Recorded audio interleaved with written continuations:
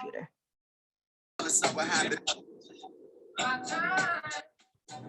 When you need someone, I will be by your side.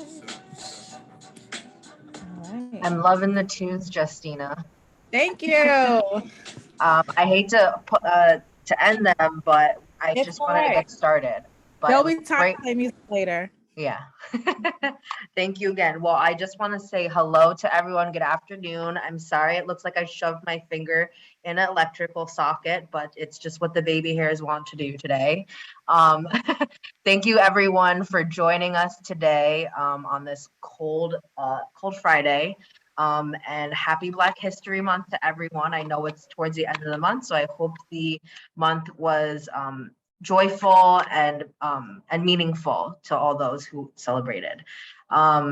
This year's Black History Month is very relevant. It's Black Health and Wellness, obviously, as we are kind of transitioning from pandemic to endemic. Black health and wellness is super important, and health and wellness has obviously been on everyone's mind for the past few years. So it's a great opportunity to stop and reflect on what that means for people, and making sure that we're emphasizing the importance of health and wellness during this time.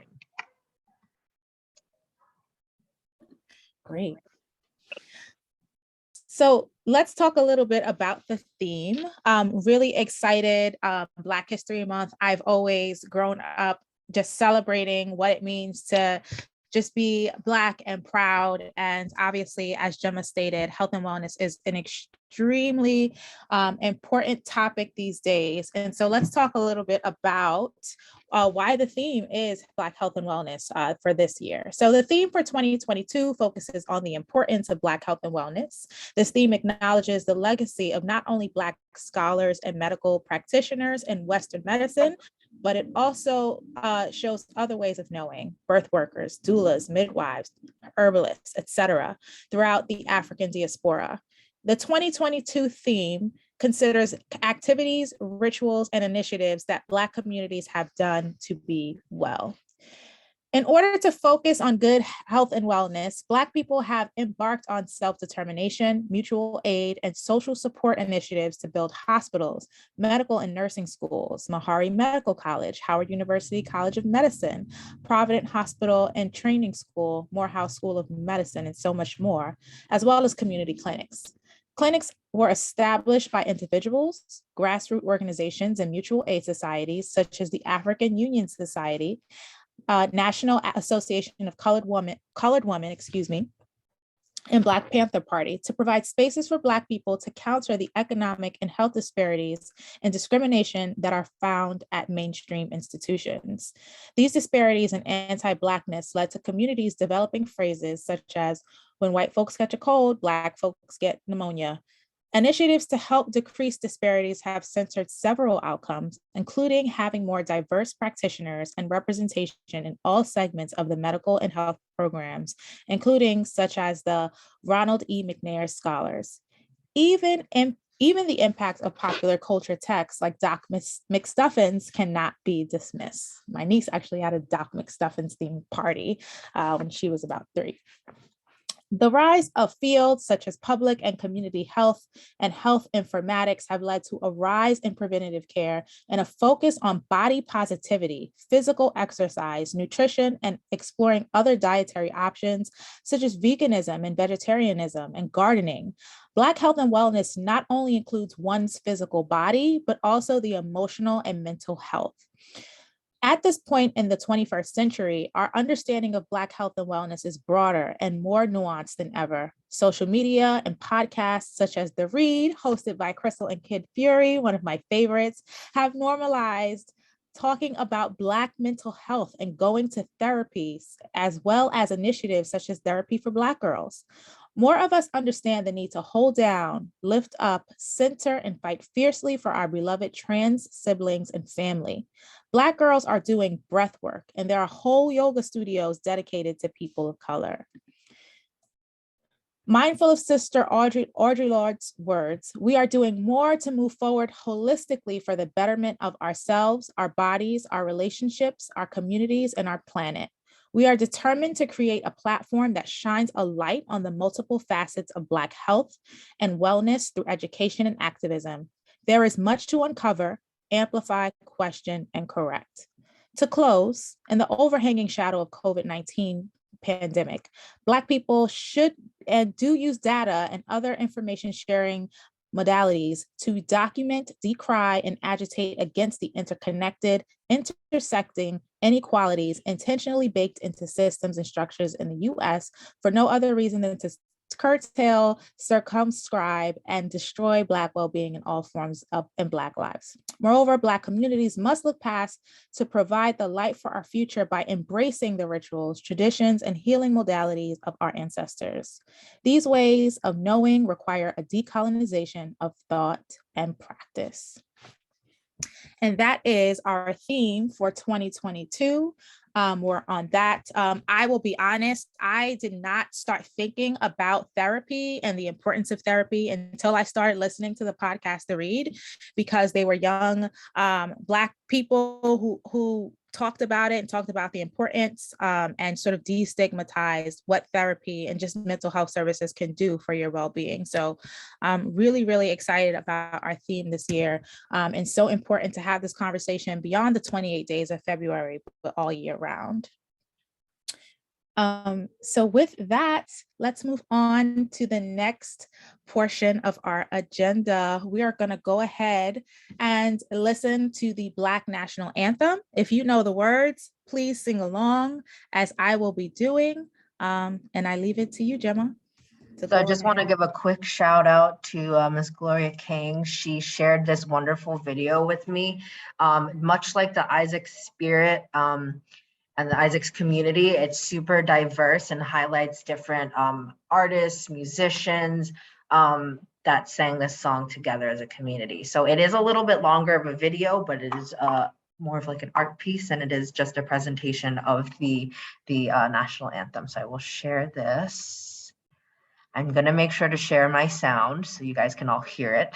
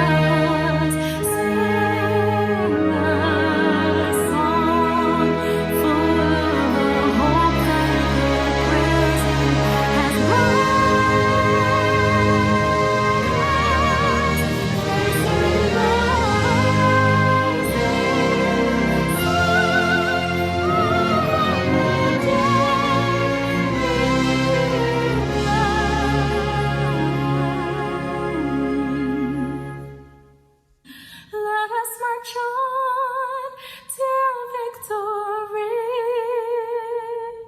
is won. Stony the road we trod, bitter the chasing rod, felt in the days when hope unborn had died. Yet with a steady beat have not our weary feet come to the place for which our fathers sighed. We have come over a way that with tears has been watered. We have come treading our path through the blood of the slaughtered,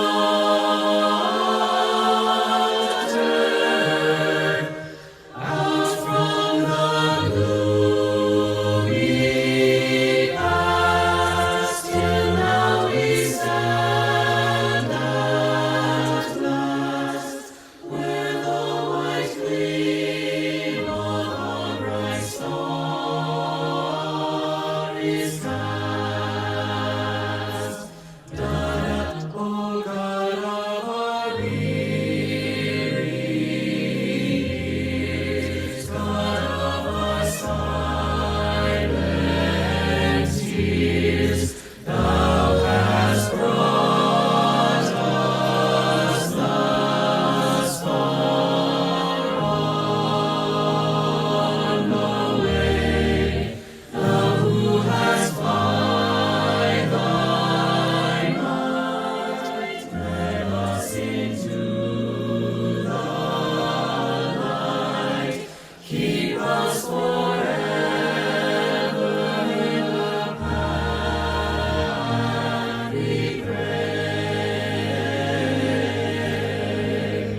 Oh, lest our feet stray from the places our God where we met Thee, bless our hearts, joy of wine of Thy word we forget Thee, shadowed beneath Thy hand, may we forever stand. True to our God.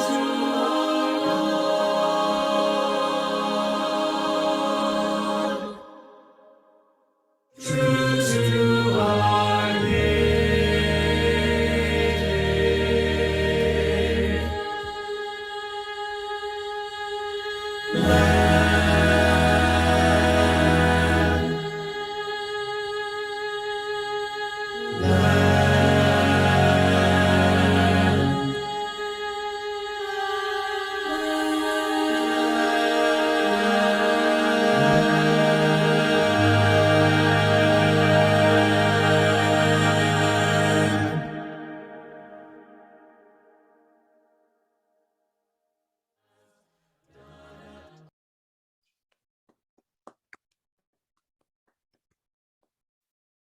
I love that version. I think it's a great way just to highlight and see the parallels between how we celebrate here at Isaacs, because everyone wants to celebrate Black History Month together.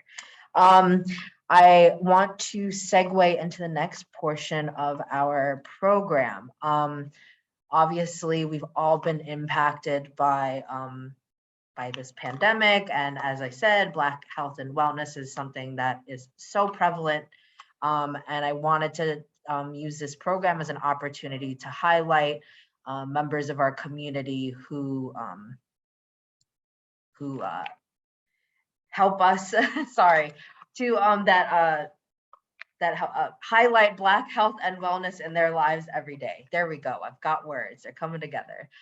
So without further ado, I'd like to introduce Lorene Valentine. Thank you so much, Gemma. It's an honor to be here today to celebrate Black health and wellness. My name is Lorene Valentine, and I am the Director for Career Development and Advancement of Healthcare and Human Services over at the Workforce Youth Development and Education program. Excuse me, I just want to make sure my sound is fine. I'm seeing, okay, thank you. We're having some internet issues over here. I was the former New York City Health and Hospitals Manhattan Borough Outreach Director for the New York City Health and Hospitals Test and Trace. And for the duration of the time in which I was the Borough Outreach Director for the Borough of Manhattan, I would say that it was significant. Black health and wellness was always at the forefront of the work that we did. As most folks are not aware that we had Black New York City residents unfortunately pass away at 2,000% higher rate than any other racial or cultural, folks in New York City. We had 37% of our COVID deaths were of African American and Black descent in the first wave of COVID-19. And since then, before that, I have worked diligently at Dr. Martin Luther King's favorite union, 1199 SEIU. And I'm so grateful to bring all the knowledge and education that I've had and poured into our youth here at the Stanley Isaacs Center. Today, I am honored to introduce one of our healthcare students that I would say has been incredible representation of what the Stanley Isaacs Youth and Workforce Education Development Program develops here, for lack of a better word. Our healthcare program, which is the first of its kind here, is a 2-week intense career readiness program where we first focus on the history of Medicaid and Medicare, the disparities and inequities of healthcare. We've had previous Black Panther and Young Lord Denise Oliver kick off our class so that our students understand how serious the inequities are still within healthcare. We also prepare them for the reality of what they're walking into within the healthcare industry, considering healthcare workers have been a huge part of the Great Resignation. We focus on building their emotional intelligence, but also arming them with resources for their mental health and for their own wellness. And so without further ado, I would have to say that Ms. Deshawn Morton, she has superseded. She's been an impactful student to all of our students within that 2-week career readiness program. She's a 19-year-old young African-American woman from the Bronx who traveled every day in person to the Stanley Isaacs Center during the time that she was entering our program, which started on January 11th. As we see the rates in New York City, the Department of Health has stated that 10% of the Omicron COVID, we were at 10% in her zip code. She was traveling every day. I will have to say that we had 29 students. We did not have one outbreak. Not one student was sick in our class because they all modeled what healthcare workers should be like. And Ms. Deshawn Morton has an incredible story about why she's dedicated her life and will continue to dedicate her life as an African-American woman in healthcare.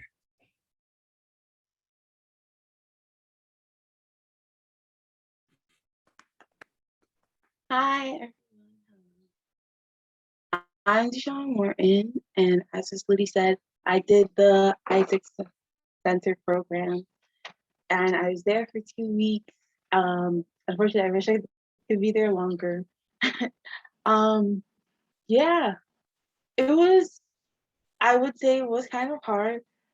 I actually learned more when I went there. I didn't know, as she just mentioned, that my exact location was such a place of outbreak, and I didn't know much of what was going on. And having Miss Ludi as one of my teachers, she showed me that there was so much more that they don't tell us about in the news, and that they don't show us every day. Like, if we're here, we're going through it, but we don't actually know more about what we're going through.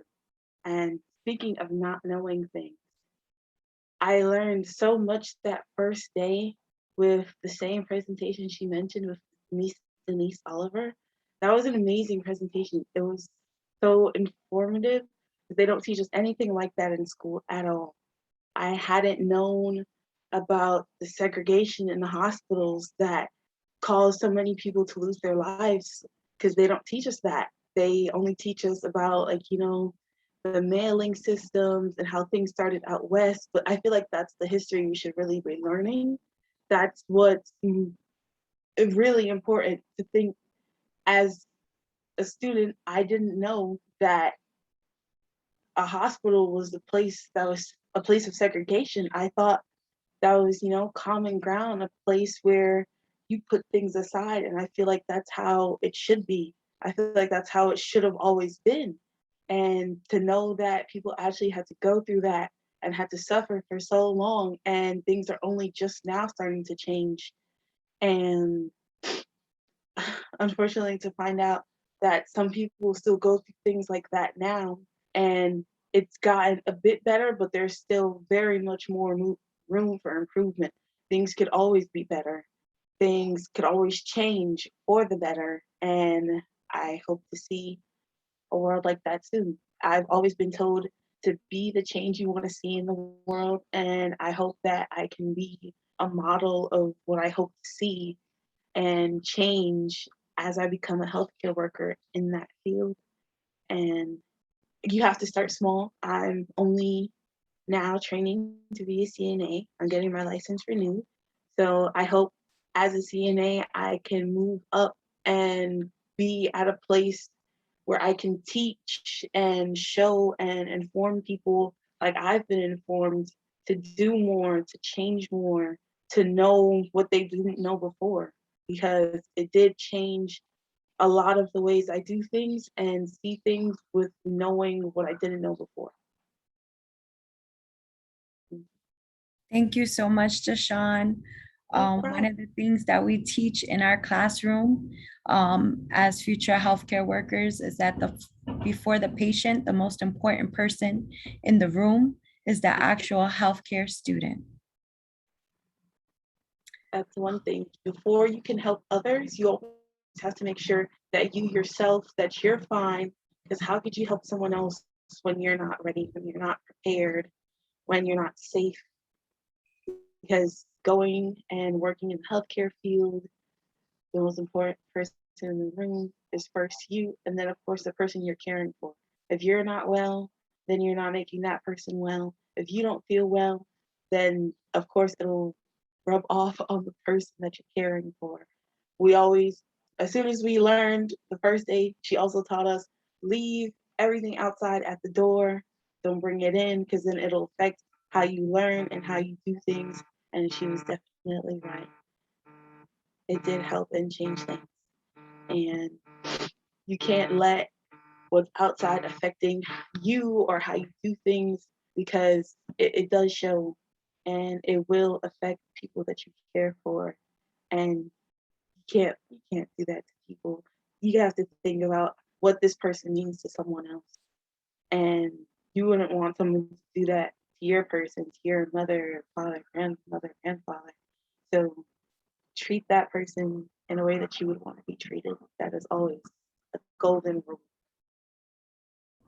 Absolutely. Thank you so much. At this time, I'm going to take the opportunity to introduce our other Black Health and Wellness honoree. I think that's the right term, honoree. Because I'm getting emotional to hear my student talk in front of us. She has surpassed everyone. She's already received her license as a certified nurse assistant. However, due to the pandemic, she was not able to continue on to work. We are working with her to ensure that she has an internship in the interim, so that she is financially stable, and working with her and our partners at the New Jewish Home so that she can complete her license and continue to be the change that we all hope to see. As you can see, she was an honor to have in our class and a privilege. Without further ado, I'd like to, before I introduce the next person, just speak a little bit on them. I'm very honored to do this. In terms of equity, or inequity, as we say, Black New York City residents were disproportionately impacted by COVID-19, as well as didn't have access to resources such as testing and vaccinations. This also included access to food. Thanks to incredible leaders such as Monique Waterman Chandler, who was the first borough outreach director for the New York City Health and Hospitals Test and Trace Corps. And then in addition, the first borough outreach director for the Brooklyn borough, which she had she really did have the hardest borough out there. She had to deal with the inequities, really push forward through the challenges that you one day we'll see a movie about us on Dateline, maybe, and balance it all out as a mother of 4 who's always dedicated her life to community, has volunteered over 20 years of her life without getting paid to ensuring that Black Americans, especially in Brooklyn, overcome gun violence, have access to mental health resources and wellness. She does this as if it was her job before she even got paid to do this for 20 years. As a mother of 4, she's currently receiving her PhD. She's also been endorsed by Assemblyman Nick Perry to hopefully take on his seat in the borough of Brooklyn. But she currently is a frontline worker. She's always addressed Black health and wellness, especially as a frontline worker for the New York City Health and Hospitals Test and Trace Corps, where she saved and protected over hundreds of thousands of lives. Monique, you are an incredible activist and frontline worker. And when they asked if I knew anyone who can speak directly on Black health and wellness, who has dedicated their life, there's no one else that I could have thought about other than my mentor as the first borough outreach director, my friend and sister in healthcare activism for women and people of color. Ladies and gentlemen, Miss Monique Chandler Waterman. Oh my gosh, Lorene, now you're going to try to make me cry. Oh my goodness. Thank you so much for inviting me to this platform. And Deshawn, right, the young lady's name that was just speaking, my sentiments exactly. I think she stole everything I was going to say because she summed it up when she was speaking last about how we should treat each other and be kind to each other and put ourselves in other people's shoes.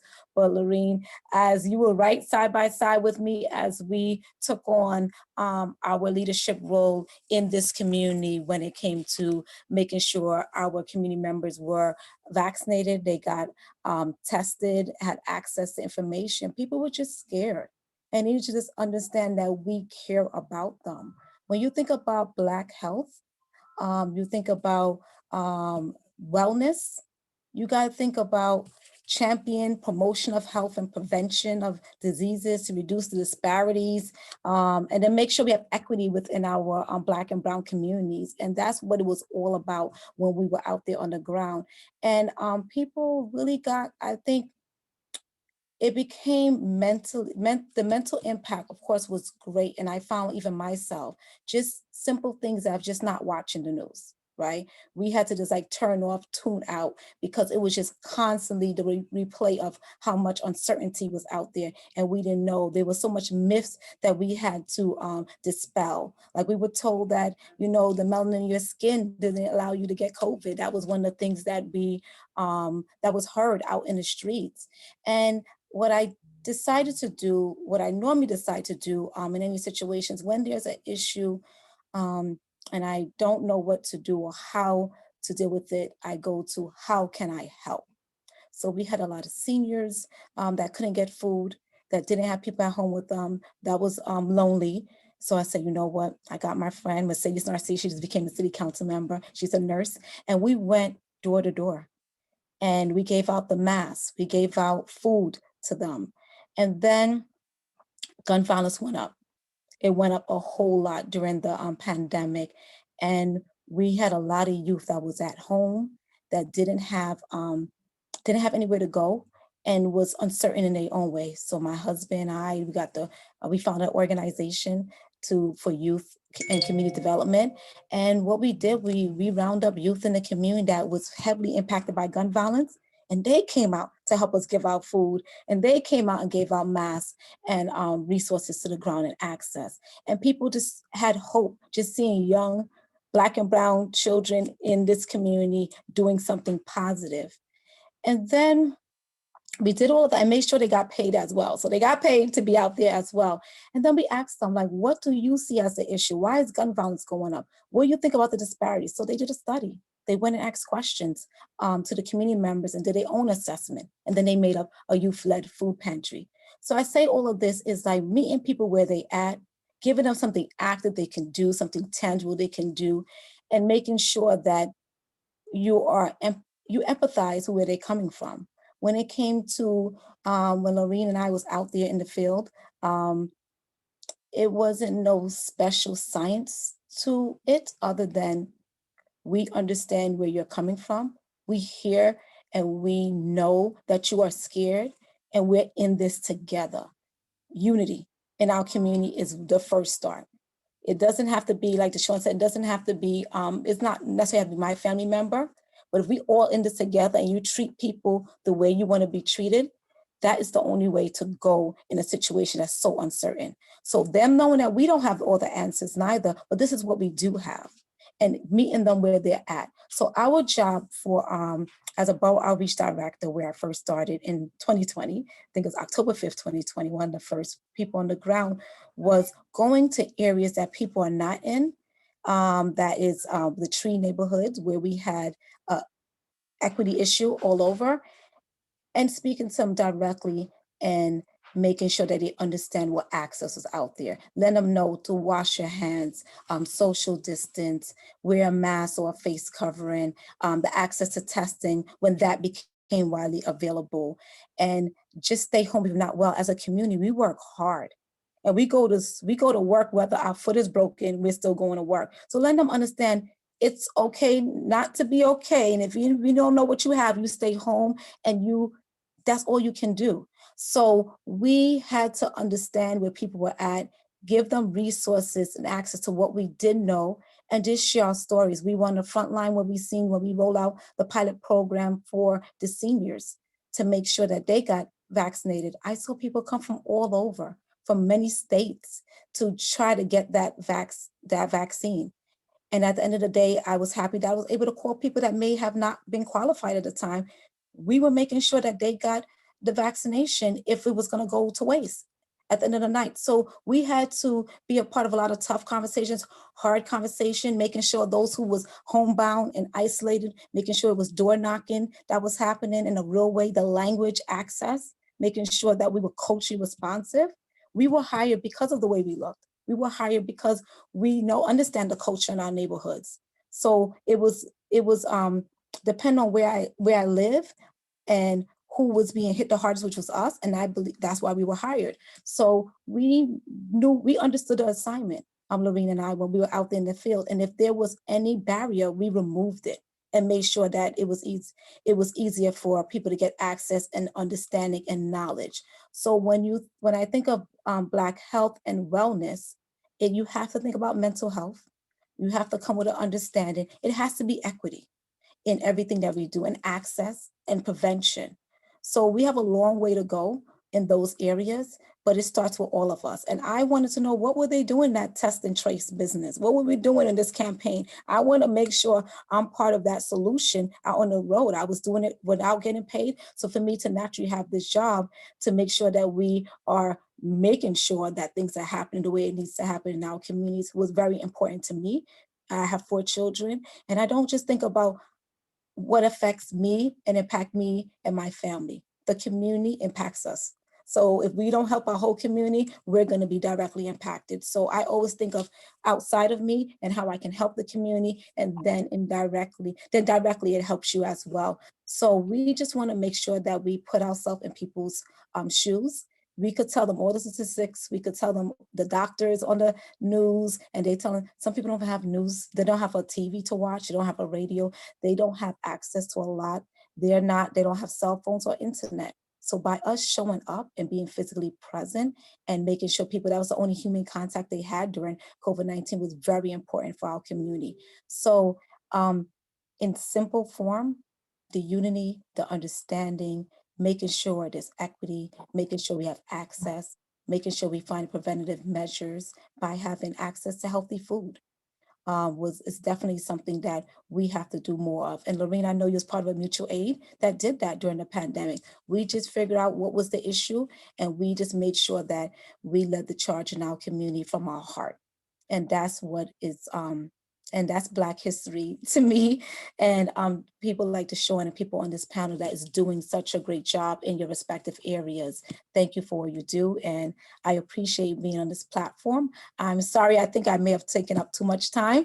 So I don't know the format of his questions being asked, but in my role as a senior project director, I now take care of the people that make sure that they get information. So the canvassers and the leadership, and making sure everybody mentally is healthy and feels safe and secure in what they're doing. So I shift from directly doing outreach on the ground, which I do come out and do that, but my canvassers, my ground support team that's out there, I wanna make sure that they're okay, and that they understand the important work that they're doing and the history that they're making, and making sure, because it's hard being out there interfacing with people every day of different cultures and different feelings that they may have, and taking that all in. So I have to make sure mentally we're prepared in leadership and throughout our team to be out there to take on, the world, and making sure that our New Yorkers are healthy and safe. So thank y'all so much. Thank you so much for taking the time to speak with us. And thank you for the work that you've done for your community and the greater New York area. I know, obviously, the test and trace team was broken up by borough, but it affects us all because we're one community, one family. So thank you again. I want to take the time to kind of transition into highlighting some of our senior center community members. So first, I would like to invite Miss Lorraine Johnson. Lorraine is a member of the community who serves on many different community boards, and is a great advocate both for herself and for her community. And she is currently also on the board at Metropolitan Hospital. So Lorraine, I do see that you're muted. You can press *6 to unmute yourself. Good All right, we can hear afternoon. ya. Well, I hope everyone is well. I'm just going to take a few minutes to talk about health and wellness in reference to how I feel about it in my life as a Black woman. And I feel that it's very important for me to focus on my physical, mental, and spiritual wellness.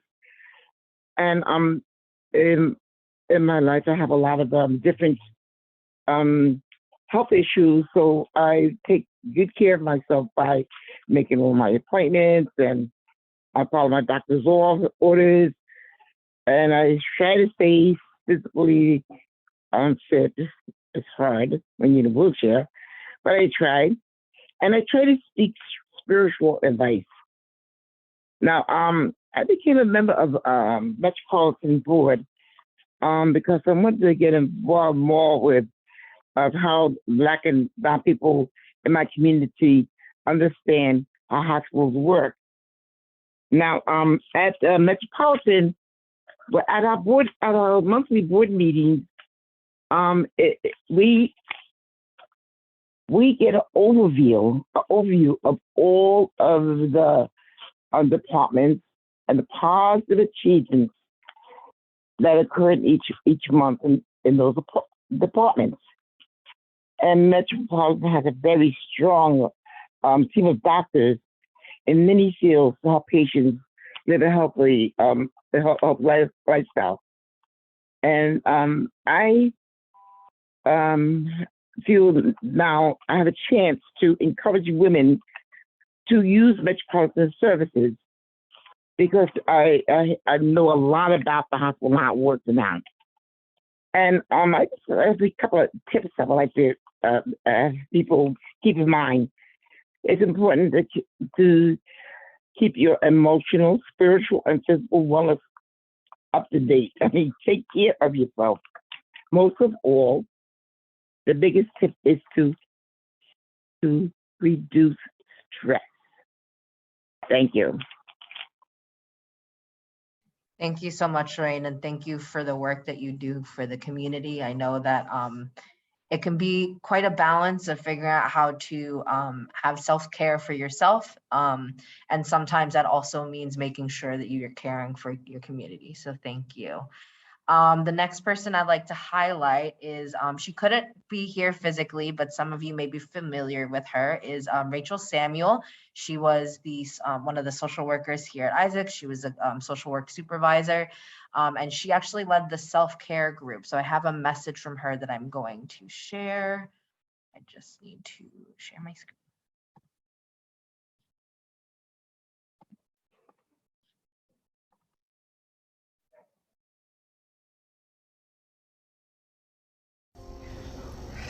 Hi, Isaac's family. How's everyone doing? I'm so glad to hear that the center is reopened and all of you are able to go back and spend time together and be together as a community.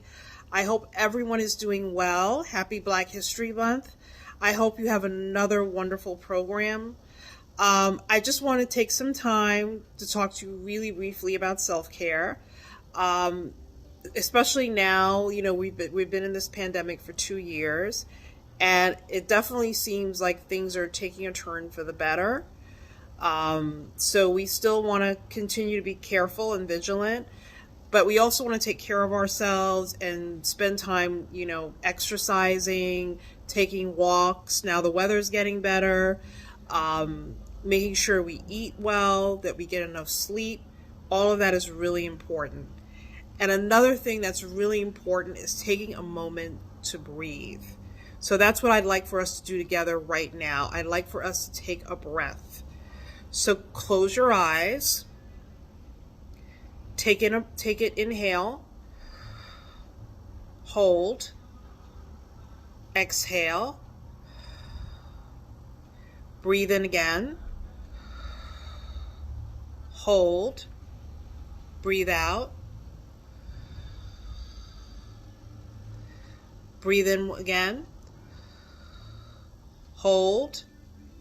Breathe out. Breathe in one more time.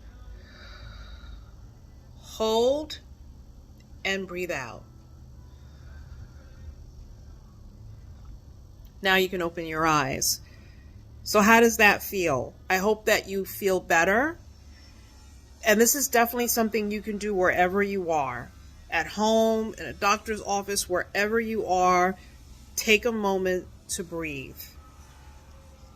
Great talking to all of you, and I'm wishing everybody the best. I'm sending you all my love. Take care of yourselves and stay well. Bye.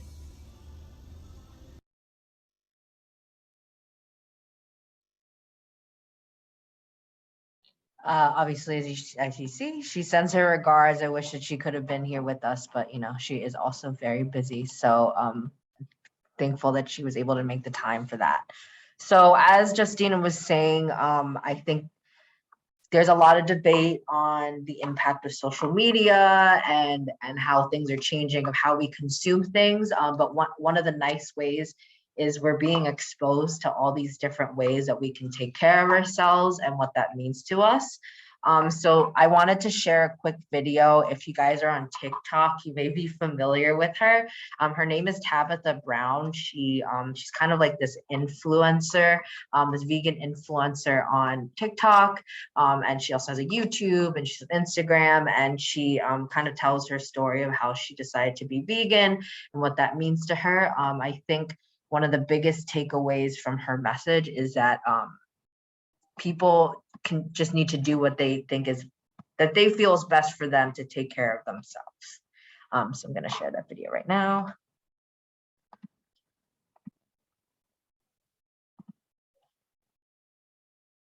I done ate squirrel and turtle and Jesus, honey, possum and oh Lord, honey, don't judge me, okay? Hey y'all, I'm Tabitha Brown. I am an actress and I'm a vegan food influencer. I've been vegan for 2.5 years. On a personal note, veganism means a healthier life, a happier life, a cruelty-free life. I used to think of veganism, when I would hear about it, I would say, oh, people who do that, honestly, God, I thought only white people did it. I was like, I had never met another black vegan. When I was young, I would hear about it and be like, I think as I got a little bit older, I used to think, oh, it's for hardcore animal activists. As I got more well-traveled, I started thinking, oh, veganism is actually kind of for the cool kids. But then I also would think it's kind of judgy. Sometimes a little bit afraid of it, to be honest. So how did I eat growing up? Well, I'm originally from Eden, North Carolina. I'm a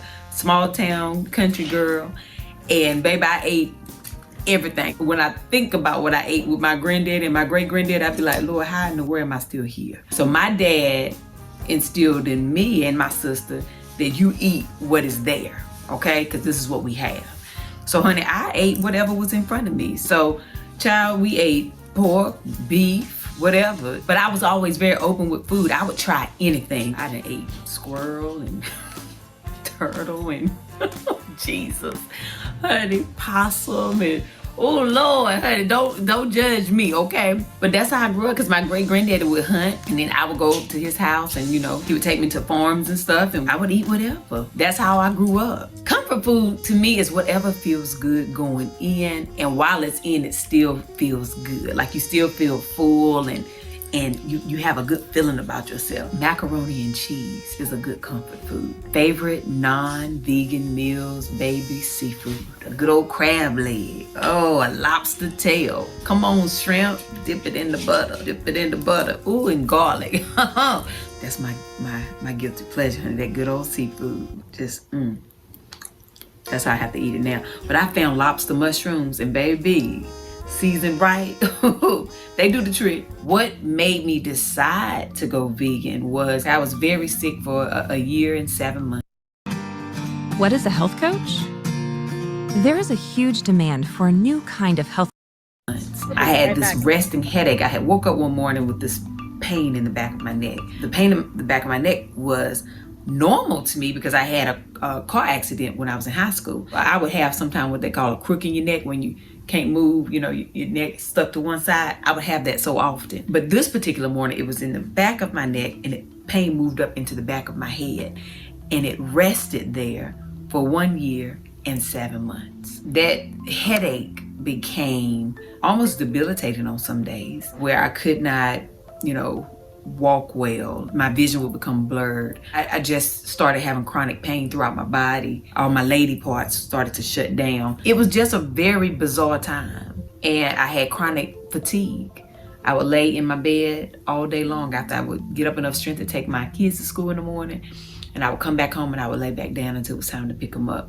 I was just exhausted all the time. I was sad and I was depressed, and I had major panic attacks and anxiety. As the days went on, I just felt like I was getting sicker and sicker. I would go to the doctors and tell them my symptoms. They could not figure it out. I felt like I was dying. I got to make sure I look like I'm feeling all right because I don't want my kids and my husband to wear it. So I would still post pictures and try to do videos and even maybe show up to a short film or, try to go and do like a little work or something if I could, and be literally in so much pain that it was just very hard. A year and 7 months of that. And my daughter came home from school one day and she said, Mom, we saw this documentary at school. I think you should watch it. And it was What the Health. And my husband and I, we all sat down together, we watched it, and I was like, oh wow, this is very interesting. What got me is that when they were talking about diseases are not hereditary, that we eat the same thing causing the same disease. And for me, my mom died at 51. And she had ALS. And my dad is 68. He's the oldest male to live in the family. And a lot of my aunts and uncles and family members die very young of heart attacks and strokes and, rare sicknesses. To me, meat was the common denominator. And I thought to myself, well, I haven't tried that, right? And they were talking about plant-based eating on What the Health. And so I told my husband, well, I've tried all the dummy drugs, all the guinea pig drugs that the doctors have given me over this last year and a half, and nothing has worked. If I've tried all that stuff, honey, I can at least try to do this vegan thing for 30 days and see if it make me feel better. And so we decided as a family to do a 30-day vegan challenge. And on day 10, my headaches went away. I remember I was walking through my kitchen and I was like, my head ain't hurting. I started feeling better from that day. I started getting my energy back. I started just feeling like myself again. On day 29, I told my husband, I said, I think this is my path. I'm going vegan. He looked at me and said, and I think tomorrow I'm gonna need a piece of chicken. I was like, it's been 2.5 years. I have never felt better in my life. I'm so very thankful that I made that decision for myself. And I never tried to force it on anybody else. I always tell people, whatever you decide, whether you're trying to go vegan or pescatarian or you're just trying to make better choices, what is your why? And if your why is true to you, if it really means something to you, you'll stick with it. Some facts I would like everybody to know about going vegan is it's not expensive. I used to think that too, but I'll tell you what is expensive. The processed foods, like fake foods, fake meats and stuff like that, that can get expensive. But if you are buying whole food ingredients, your mushrooms, your potatoes, your rice, your beans, your carrots, your greens, things like that, it's cheap. Honey, you get a big bag of rice for $2. Okay, you get a big bag of potatoes for $3. Real plants, real fruits, real grains, real seeds, real nuts. It's not expensive. Another fact, it's gotta be a personal decision. You make it for yourself, whatever that reason is, and don't force it on anyone else. Just let it be personal. A lot of times people don't do that, and it kind of pulls people away from being vegan. There has been a lot of judgment, and we need to judge less and love more. After the 30 days of me going vegan, I was so excited about it because I was feeling good. And I understand that I had a different experience than most people because I had been sick for so long, and I finally found something that was working for me. So I never looked at it like a challenge. I never looked at it like it was hard. I looked at it like, oh my God, this thing is saving my life. Well, I remember thinking of all my favorite non-vegan foods and thinking, oh, how can I make those things vegan? And it became fun for me. And I was excited to try new recipes and figure things out. It was just discovering a new me. I had this whole new joy. And those things started happening in the first couple months. And it still happens now. 2.5 years, I still say I'm a new vegan. 2.5 years is like a toddler who's just starting to get a personality. I'm still discovering, honey, new mushrooms, honey, new herbs and spices, because I ain't a chef, but I do love to cook. First couple months, they were like an adventure.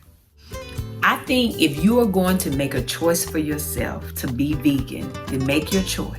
But I always tell people, don't be hard on yourself. Make sure you know your why. If your why is true to you, it keeps you focused, it keeps you going. But if you happen to slip up, don't beat yourself up over it. Relax. It's okay. Honey, it's day by day. I don't judge anybody else that say, oh girl, I messed around and ate a piece of chicken, or oh, I ate some real butter. Honey, that's your business.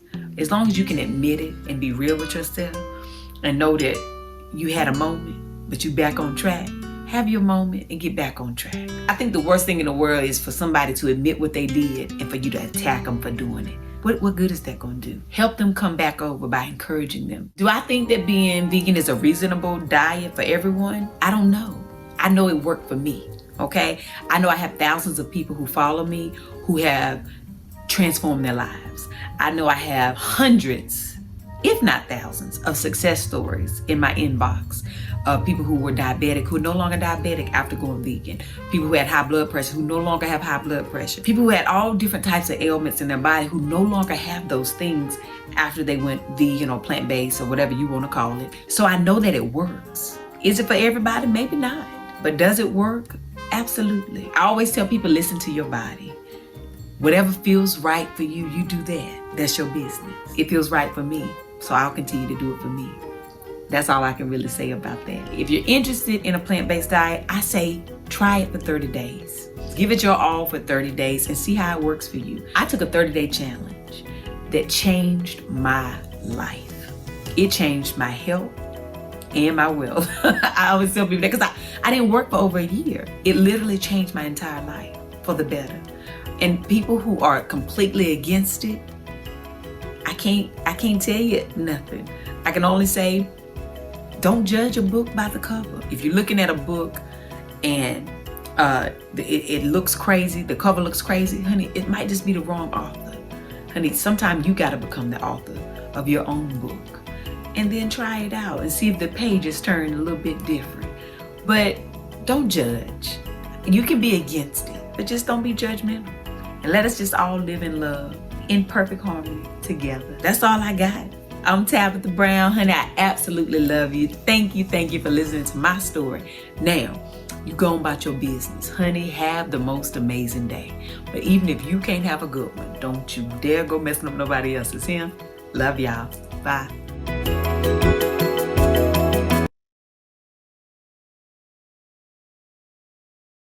I'm a big fan of her. She was really popular during the pandemic, and I think she just has a wonderful message of like, you can change things in your life that may not seem traditional to you or may be a little obscure and find ways to make them fit for you. That may not necessarily mean going vegan. It could be like taking the stairs instead of the escalator, swapping out, having a meatless Monday or something. And there's all these different ways that we can change things in our lives to make ourselves feel better. And it's just a matter of finding something that you're passionate about and you think is important to change. The next person we have, I'm not sure if she wasn't sure if she was going to be able to make it. Is Gloria here? Gloria King, Miss Gloria King. Going once, going twice. Okay. I'm gonna pass it over to our leader, Greg Morris, to wrap us up. Thank you, everyone, to everyone present and everyone who put together this wonderful agenda. Thank you. I just want to say a few things today. I want to start by sort of acknowledging, of course, Black History Month and the idea that how it is that we celebrate and acknowledge and support and care for each other as we think about Black history and as we think about the triumphs and the challenges that have existed, that it's not solely a month that can possibly capture or encapsulate everything that is the Black experience. In fact, the Black experience is embedded within every aspect of everything we think about in terms of American history.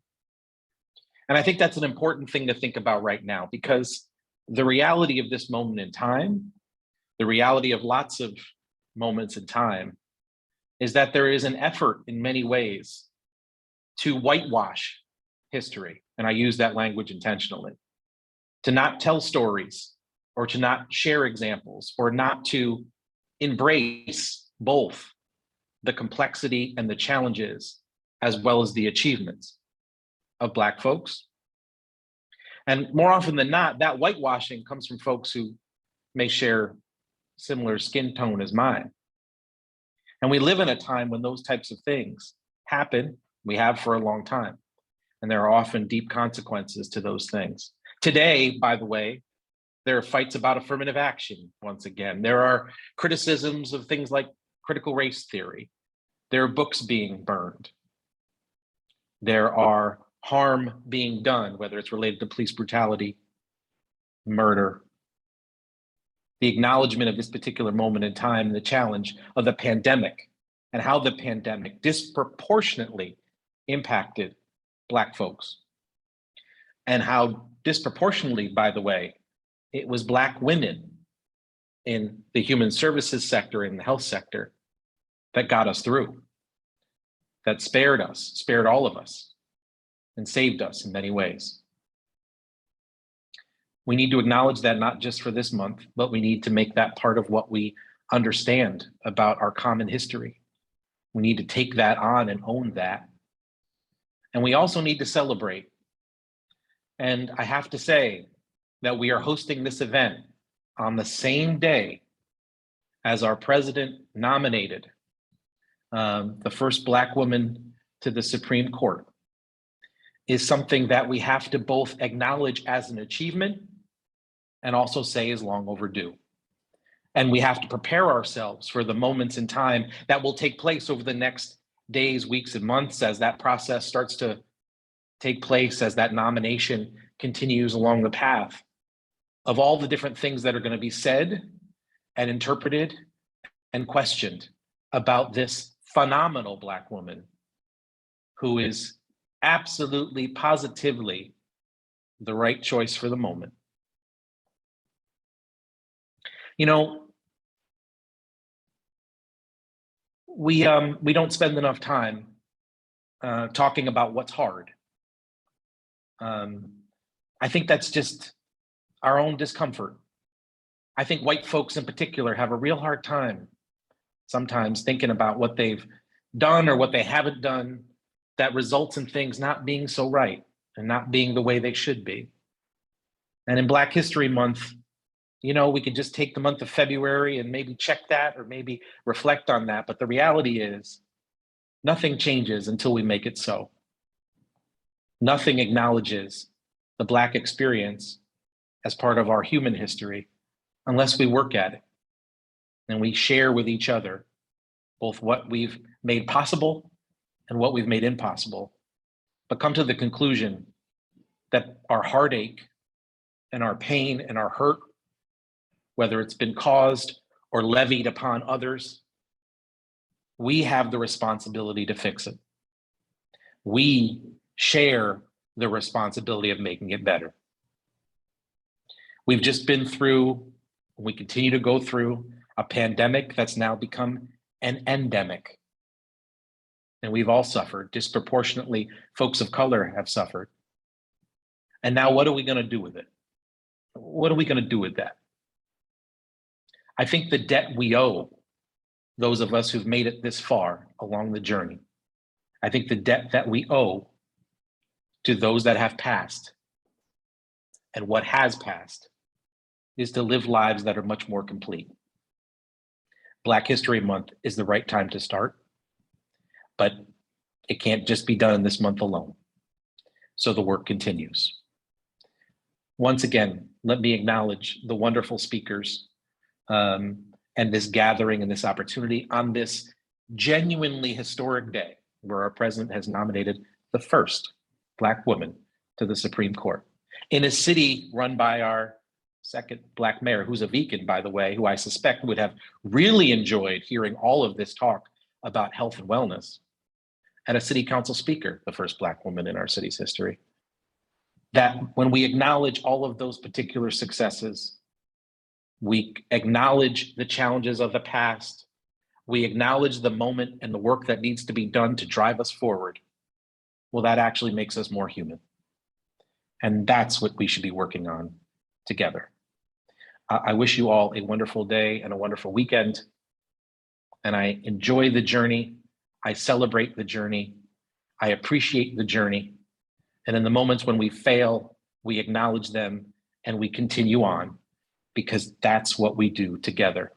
There's no better examples I have ever known than the Black folks, in particular the Black women I have known, who carried that weight and carried that load. And now it's time that we do that all together. On that note, let me acknowledge, she's not joined us today, but Gloria King, She's our on. senior center president. Is she on? Yeah. Well, then that is a perfect moment to hand it off to Miss Gloria King.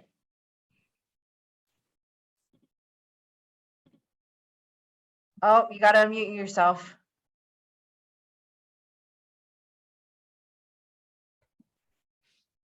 Okay. All right, we're in business. Okay, I'm sorry that I couldn't be there with you for the beginning of the program, but I had the appointment to have my taxes done this afternoon, and of course, that was a process. But anyway, it sounds like you had a very, very good program this afternoon. And I want to thank Gemma and Justina and whoever was involved in putting it all together. And I just wanted to add one little piece to say that, well, I wasn't there, but at least I added something, okay? So what I'm going to read to you this afternoon is What is Black History by Latoria Faison. It is the dirt road our forefathers trod, memories of their lives branded in our hearts. It is a word, a place, a state of mind. Black history is a peek into our ancestors' time. It is a piece of fabric our grandmothers wore, an old rope that our grandfathers lived to deploy. It is a slave ship and middle passage overseas. Black history is cotton fields and tobacco leaves. It is a plantation overseer and backdoor crumbs, weeping and wailing, a beating of drums. It is a troubling truth, an unapologetic past. Black history is an entire race struggling to last. It is a Mississippi burning in a Tennessee town, an evil that lingered to bring Black people down. It is a book or movie of strength, courage, and will.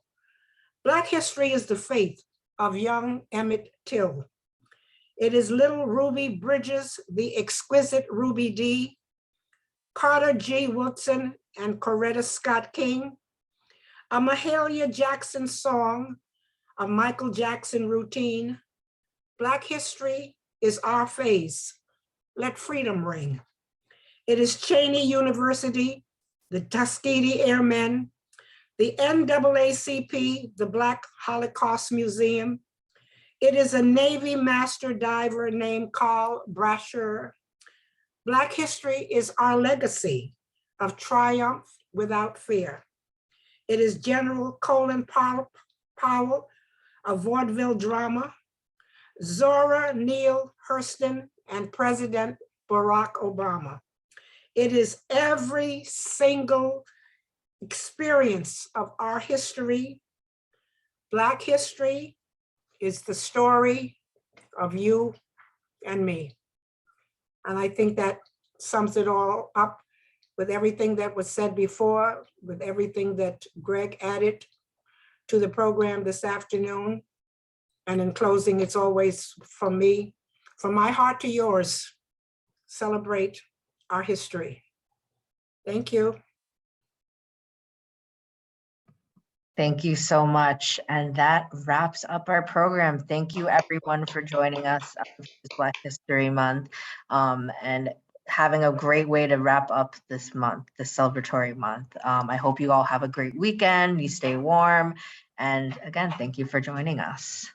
Thank you. All have a blessed weekend. Take care. Thank you. Bye, everyone. Bye, everyone. Bye-bye.